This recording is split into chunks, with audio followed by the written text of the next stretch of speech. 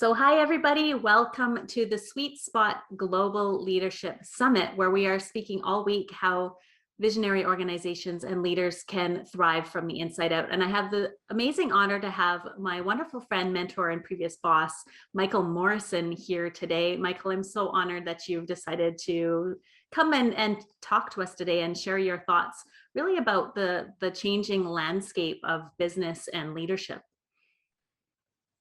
Thanks, Sarah. First off, congratulations on this summit. This is something that you've been following your passion for years, and to see you succeed here absolutely fills my heart with joy for you. Just so impressed with what you've achieved, and just the positivity you bring to this and to all that you do is really an inspiration. So congratulations.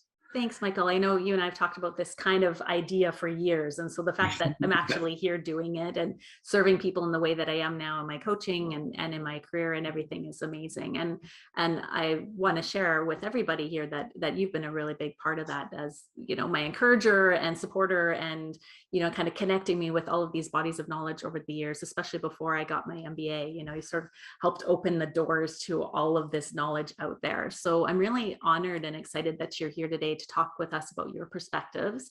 And also I'm curious to see what's changed since you and I have been working together. It's been, I don't know, quite a few years since we were seeing each other day to day. So I guess we could just kick it off if you'd like to tell us what your thoughts are on leadership and the changing landscape of business. Thanks, Sarah. So I actually thought a little bit about kinds of things we used to talk about when we spent, you know, each workday together, and thought about what would be interesting for today's conversation. So really, I see the future of business, or the future of organizations, as unbounded opportunity. The changing landscape of business will see changes in demographics. So new types of workers enter the workforce, new engagement with workers who are already in the workforce, new changes in roles, changes in the organization types. I think we'll see climate change response and commitments to sustainable business really escalate in the future. I think we'll see the pandemic response will inform many organizations in the ways that they will work, things that are different and things that maybe are the same. I remember before the pandemic, you know, everybody went to work. It was always a full day of work, and there was no possible way you could find one more thing to do. And then a pandemic hit, and everybody found a way to do even more than they'd ever been able to do. So just to see how the pandemic response will shape business. I think we'll see continued introduction of new technologies. Technological change, I don't think will slow down. And then over the past 15 years particularly, I've noticed a real difference in the way people access and use information, and then the expectation of information. So, you know, 20 years ago, business processes were largely paper-based, and then they became digitized, but followed sort of that same traditional paper-based process. But then over time now, you see people expect a higher degree of integration of information and more rapid sharing of information. I think people's expectation about information sharing has changed. So I see that there's a whole collection of changes in the environment around us that will help create opportunity for business. And I'm super excited for the future. Me too. And I think you've touched on a variety of different things, but I realized we didn't introduce you. So I know who you are, Michael, but many people listening may not. So of course you work as a public servant. You have for many years, and you're specializing right now in healthcare services. But I'm wondering if you want to give us a little bit more of a context. I know you're working on your PhD right now, and that's really cool. So just want to kind of give people an idea of why you have this exposure and these thoughts that you're sharing today.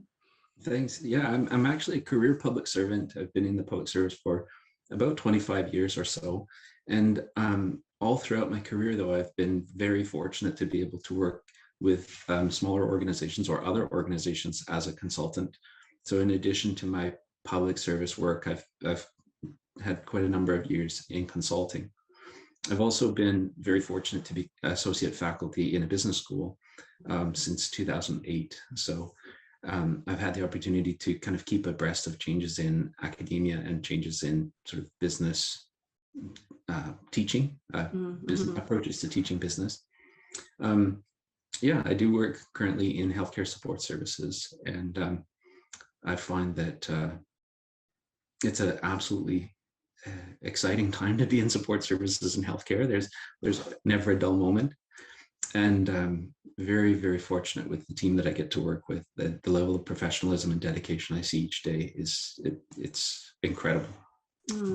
Well, I imagine that what a time, like you say, to be in healthcare, and thank you to you and all your colleagues and everything that you're doing, and always, but especially lately with all the extra pressures and challenges and changes that everybody's had to undergo. So that's, yeah, it means a lot to everybody, knowing that support network of the support team was there or is there when it's needed. Yeah. And then you did discuss a little bit about my current studies. So I'm currently working on a Doctor of Business Administration, and my specialization is in strategy implementation and management. And then prior to that, I completed a Master's of Business and a second Master's in Defense Studies. My specialization in business school was leadership, and then my specialization in Defense Studies was institutional policy. And then aside from that, I have an accounting designation. And please don't ask me to help with your taxes. I'm not that kind of person. So I've got it covered, but yes.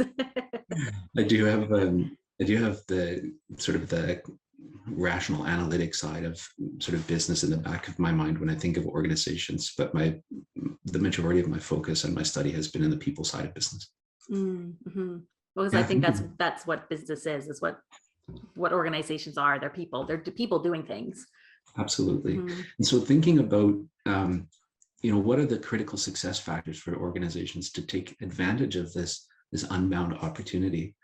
I really think that there are two things to talk about today. And the first one is the people in the organization and what is the leader's impact on the people. And then the second is about the way that the people in the organization work together and how they'll address changes in the environment. What's the leader's role in interpreting and understanding the leader's sort of the business context?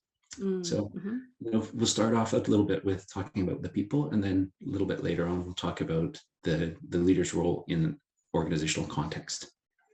So I think this is something every person can do. Every leader can do this for sure. Just think of an organization. Maybe you can do this with me.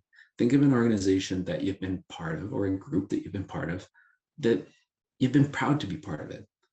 So think to yourself, what are some of the reasons that you were proud? So when I've asked other people this, Sarah, some of the things I've heard was that the purpose of that organization is important to you, is something you believe in, that you felt like you could make a difference, or that you were valued, that you felt like you could grow or you learned something, and that the people that you worked with, or people that were in the organization, they worked towards a common purpose, and it was stronger together. That definitely describes when you're asking that question, that's sort of what comes up, is that feeling like the teamwork is going well, the purpose is going well, is something could definitely be proud to say you're part of that team for sure. Yeah, so thinking again to the organization of the future, the people will need to bring their whole self to work and do their best every day. And if you have organizations where people can do that, they'll feel valued, they'll want to be part of the success of the organization. And the beliefs, values, purpose, and skills will intersect towards shared success. You'll have people who are engaged. And so to me, that really is something that the leaders can be involved in, setting that environment. And so I think that leaders in organizations that thrive are going to get these things right. They'll know that every single person is unique, and every single person deserves respect. They'll care, the leaders will care about the well-being of others, and they'll encourage others to achieve. And in fact, they'll often believe in others, or they could believe in others, even when the other person doesn't believe in themselves. They'll be able to see potential, perhaps the other can't. They'll build communities that succeed, not individuals that succeed, and they will certainly, as a leader, won't succeed on their own. They'll build communities, and they'll follow through on their commitments. They'll do what they say they can do. They'll do what they say they will do. So I think leaders on the people side, many of them really know all those things. I don't think anything I've said today will surprise you. But I think sometimes people know what to do, but don't always do it. They might know how to care for somebody, but don't always do it to the way that they planned or thought they would. And so I'm interested a little bit in the action and intention gap. I have the intention to do something, but sometimes there can be a gap between that and my actions. And I think this is something where your summit in particular really hits on a very important thing, the role of coaching in helping leaders bridge that action intention gap.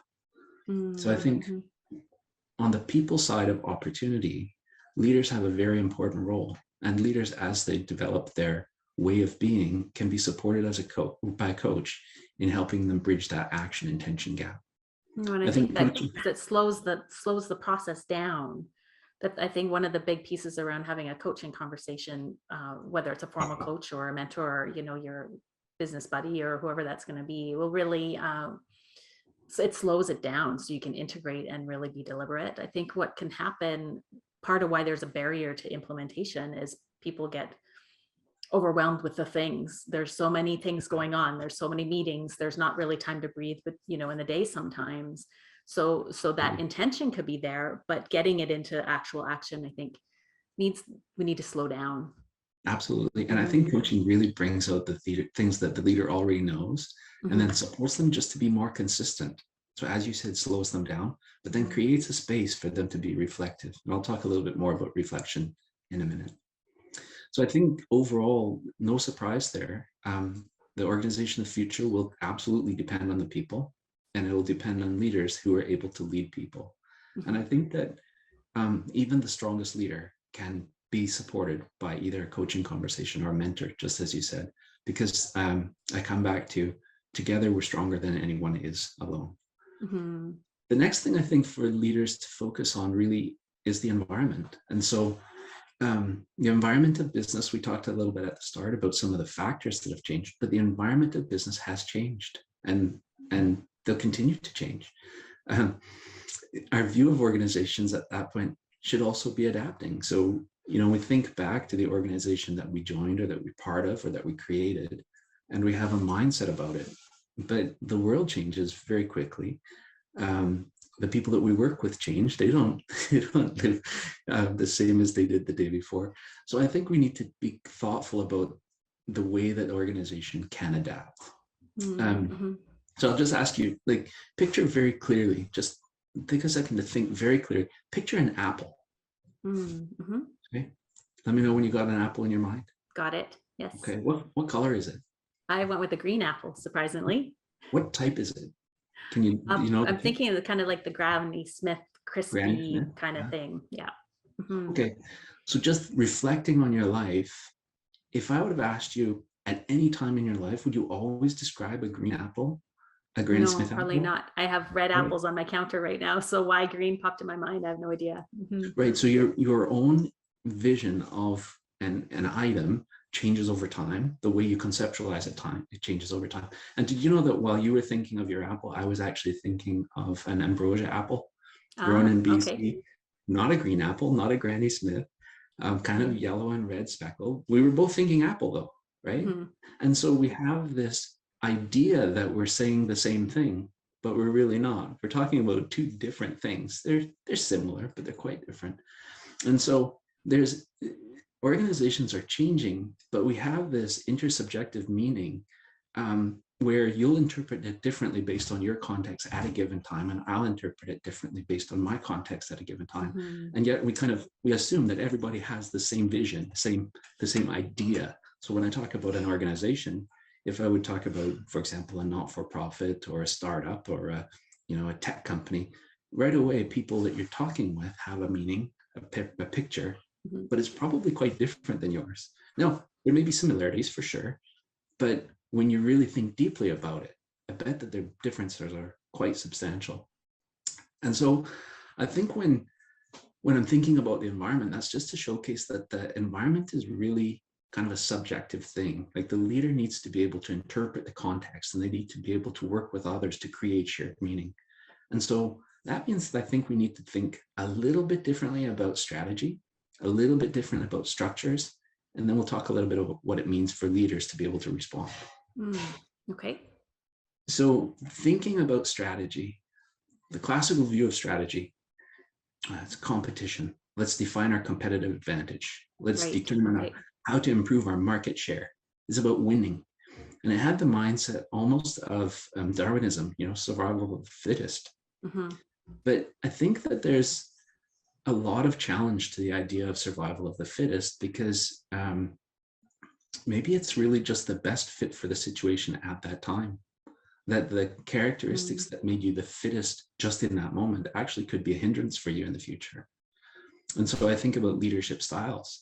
In the case of the pandemic, the early pandemic crisis response, command and control leadership was essential. Mandatory. Yeah, You absolutely. needed to be able to step into the command and control role and respond to the crisis. And yet, can you imagine living in that command and control environment after 2 years Oh, into the absolutely. pandemic? Yes. See, Yeah. and so the survival of the fittest, the organization that was best able to respond to the pandemic because of their exceptional command and control leadership in a crisis, Mhm. that actually may be something that's a real hindrance for them. And Well, so I so I was think thinking too, because that's very different today than we were, yeah, a year or two ago two in that years ago, immediate yeah, crisis kind of response absolutely. time. Yeah. Mm. And so I think not to say everything is contingent, but I think that the strategy of the future will allow for a lot more contingency, a lot more contemplation of the external environment. And I think rather than strategy having a formation phase and an implementation phase that are largely separate, right? You go have an away day, you get your top leadership together and you put together your strategy, or you work with some consultants, you develop your business strategy or organization strategy, you come back and then hand it out and say, here, implement it. Mm-hmm. I think we'll see the changing environment of business cause a lot more interrelationship between strategy implementation and strategy formation, where they're kind of iterative. So as the environment changes, you check back with your strategy. Does it still match? Does it make sense?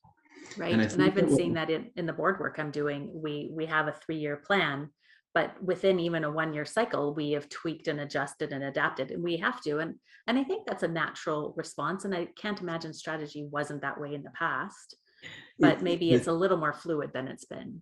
yeah, I think that it wasn't that way in the past. I think you're correct. Mm. I think the idea in the sort of the early literature on strategy was largely focused on its purpose, the purpose of strategy and the process of strategy, and Mm-hmm. much less about the implementation of strategy. And I think more and more, just as you say, there's this natural ebb and flow between the design and the implementation, and then correcting your design and then adjusting your implementation. And it's a lot more iterative. Yes. Mm-hmm. Yeah. I think also that the idea, that mindset of competitive advantage, I think lots of organizations now have shifted away from a zero-sum approach. There doesn't have to be a loser for there to be a winner. Think Mm-hmm. of the craft beer community, or even the coaching community.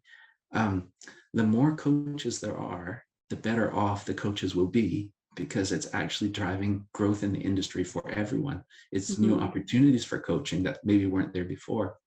Or craft beer makers, one starts up, and the idea of a craft beer competing with one of the big beer manufacturers, beer producers in the world was almost unheard of 15 years ago, 10 years ago. Mm. And yet now craft beer probably has equal market share, not market share, shelf share. And people have an expectation that they'll work together and they'll build that industry.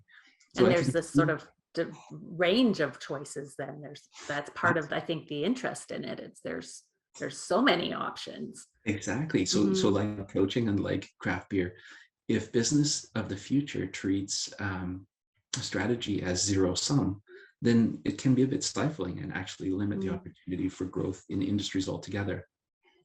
I think strategies in that case will shift a little bit from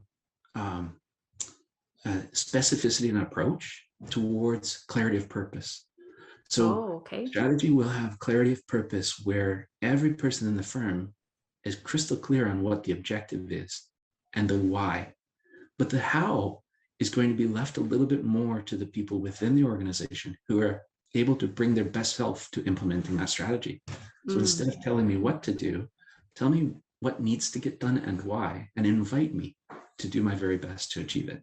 Oh, I love that, because that really ties back into that engagement piece that you're talking at the beginning, really. And that's my sort of vision for the world too, is to help have everybody in an organization bringing their best self, being their genius, bringing their kind of their own perspectives in. And I think we'll get way further than if we're trying to follow one person's vision.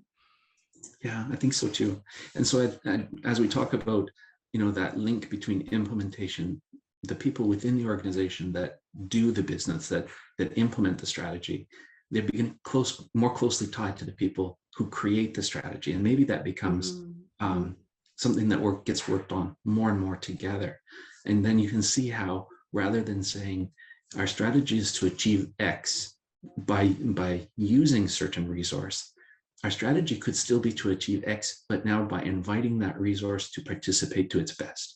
And so it's just a subtle mindset that when you treat it as not zero sum and an iterative collaborative process that's flexible on methods, but crystal clear and focused on purpose, I think you're going to find the field of strategy, as those companies or organizations of the future look towards addressing a big change in the environment, I think you'll find that approach or field to strategy gets a lot more personal, gets a lot more connected. And I think that leaders can really inspire or even invite others to participate in their thoughts, rather than saying, this is what we're doing. This is where we're heading. How do you think we should get there? I love it. Even just hearing that makes me feel excited, right? Because then you're calling that extra enthusiasm into the whole picture, instead of trying to implement strategy from the top. You're kind of, everybody's kind of lifting the same, I don't know, lifting is the right word, but moving in the same direction, I guess. Yeah. So when we spoke earlier about thinking of an organization you were proud to be part of, one of the things was that you felt valued, that you could contribute in a way that was meaningful to you.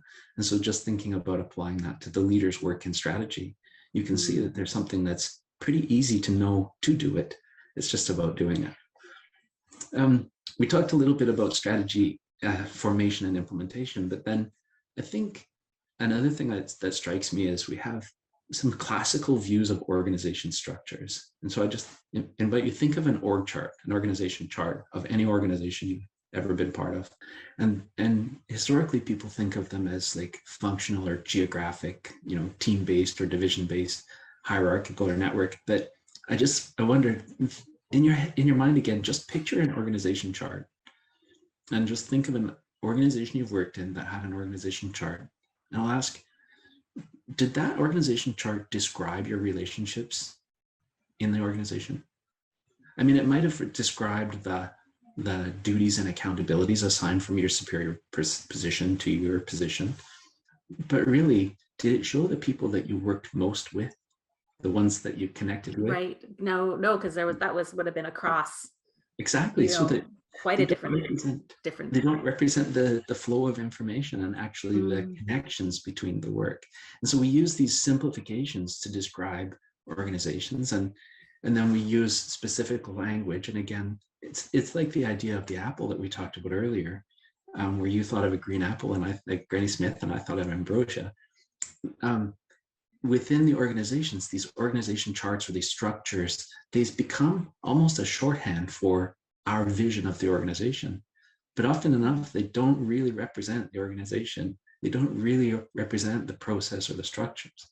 And so leaders, as individuals, they have this process of interpreting, or after they've interpreted, they reinterpret. They interpret, they frame information, and then they might share it with somebody. And then after they've kind of worked with that information or the design or the structure, they store it in their mind, store it in their memory. Later on, they recollect it or retrieve it from the memory. But even that act of recollection is informed now by your new context, which will then reframe your idea. And so we've got this, an idea of an organization structure that's changing, that's part of an environment. And even your own idea of it is changing over time. And so we tend to use hard language about, like, it's an apple. Well, what kind of apple? It's a functional organization design. Is it? It's a divisional organization structure. Is it really? And so we use these simple models to describe our larger activity. And I think for me, the point of this is to just invite the leaders to be a little bit reflective about their assumptions, about the structure, about the type of organization, its purpose, about their interaction with people, this flow of information. And so I think for me, this is the thing when we contemplate sort of the organization strategy and its purpose, the organization structure, its organization, you know, the why and then the how. The reflective leader can think about their activity in making sense of that organization. So there's an author that I really like, it's Carl Weick, and he talks about sense making. Sense making has noticing. Oh, I noticed something. But even in noticing, there's a whole bunch of things you're not noticing. And so the next thing is that you bracket the information and you say, okay, I've noticed this. I'm going to put brackets around it. I'm going to concentrate on this thing. Oh, but in bracketing, you're excluding things. You're excluding probably more than you're including. And then you organize data and you order it. You make sense. You're in this process of making sense. But the organizing is based on the relationship between things that you've experienced or between your knowing. And then you create meaning for it, you interpret it. Then you label it, and again, you're going to store it, and you identify and classify. So the leader in making sense of their environment actually goes through a series of steps, but they're all subjective. They're all based on that moment in time. And the leader, your vision of an apple has changed over time. Your vision of organizations has changed over time. And so I really invite leaders to be reflective, because they continually create and recreate our experience of the world. And so much of what happens without us paying attention to it. Sarah, when we used to work together, for years we worked together, I would drive the same route pretty well every day to work.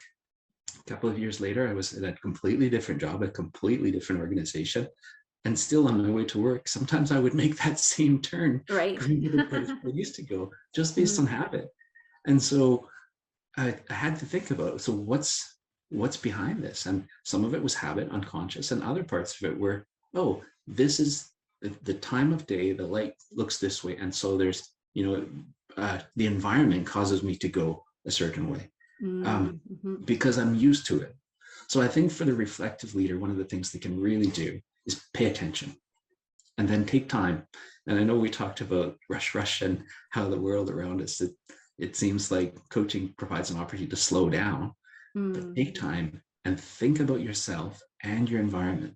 And I'm a big fan of structured reflection. So being deliberate in it. Reflection is amazing. You can do it while you're doing something else, but if you're doing it in a structured way, I think you can go a little bit deeper. So when I'm thinking of structured reflection, I ask 3 questions. What did I observe? What does it mean? And how do I know? Now, those 3 questions, they're going to get me part way, right? Because what did I observe? That's up to me. And it'll maybe challenge me to think about, what did I bracket? What did I include? What did I not? What did I notice? What did I not? And so I can get part way. What does it mean? That meaning is going to be based on my own understanding, my own context, my own experience at that time. And then how do I know? Again, it's going to be kind of determined by the language I have, the context experience.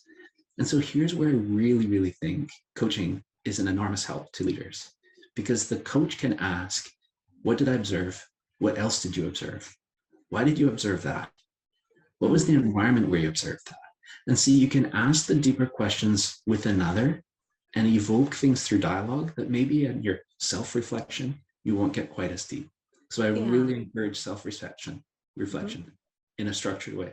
And then I really encourage dialogue with others to expose some of the habits or some of the traditions that you might follow in your self-reflection, where you're giving yourself an easy out rather than going deep on the absolutely harder questions. Like taking the old route to work kind of example, but in our thoughts for sure. And I think that's so powerful, and you've given us a lot to think about and to kind of play with, I think, as we're looking at leadership from now moving forward. And what highlights to me the most is what we aren't noticing, and what we that little blind spot area. So that definitely takes time to kind of start to sort of open our kind of viewpoint a little bit broader. So I really appreciate you bringing that forward. So as we're wrapping up here, Michael, I'm wondering if you have any final thoughts or anything else you'd like to share as we're finishing the session today. Sarah, I'm just so grateful to be invited and talk with you. As you can see, my interest for the focus of my doctoral studies is really on strategy implementation, the intersection of practice and competencies, what people can do versus what they actually do. understanding how reflectivity informs practices, and then working with leaders to explore and understand their sense-making activities. Those are very interesting topics for me. Yeah, sounds fascinating. I'm sure we could probably dive deeper into those in another session, perhaps. So I'm wondering if anybody wants to follow you or kind of, keep in touch or reach out to connect with you. Would LinkedIn be the best way to reach you, or Yeah, Sarah, I would do work have best? a LinkedIn profile that's posted. I don't really engage that much in other social media activities at this time. But yes, LinkedIn is a great way to reach me.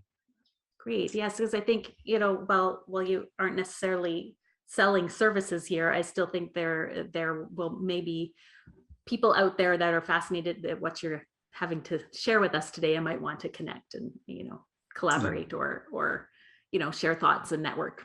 So Thanks, appreciate that. Sarah. Yeah, I'm always interested in exploring ideas, working together with others and thinking things through. So yeah, so thank you very much for allowing me to talk about, the unbounded future, the opportunity that we have. And I'm hopeful that this may resonate with some leaders who want to evoke the best in others. They want to hold tightly to purpose and loosely to methods and really see how they can help shape organizations to be amazing, to address the opportunities of the future. I love it. And holding tightly onto purpose, but not so much methods, that's a powerful thing, I think, because that leaves that room for the things we're not necessarily considering or looking at to be able to come forward and maybe surprise us in good ways. So this unbounded future sounds wonderful. I agree that we're in a time of exciting and interesting change from the kind of the different pressures we've been under lately. And so it's going to be great to see how things unfold. And just want to say thank you, Michael, for being here today to share your thoughts and your tips and variety of different sort of points and ideas and recommendations on reading and everything with us. I'm sure everyone will really enjoy this and find it quite inspirational. So thanks for being here. Thank you, Sarah. I appreciate it.